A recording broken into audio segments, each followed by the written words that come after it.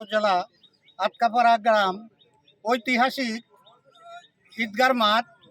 এই মাঠ আবু আনিস ফকির ভূমিদস্যু হিসেবে মাঠ দখল করতে আসায় আমাদের গ্রামবাসীর প্রতিবাদের মুখে উনি পিছিয়ে গেছেন।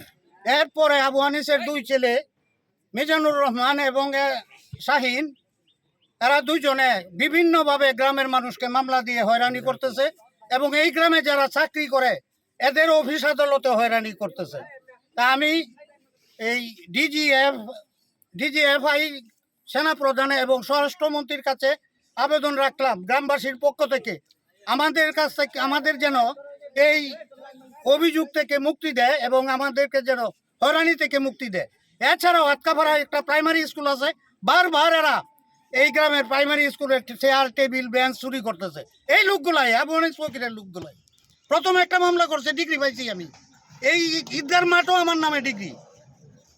এরপরেও আমাদের এরা বারবার করতেছে, অত্যাচার করতেছে এবং থানার প্রভাবটা হলো থানায় মামলা নিছে বিল এবং যারা পুলিশ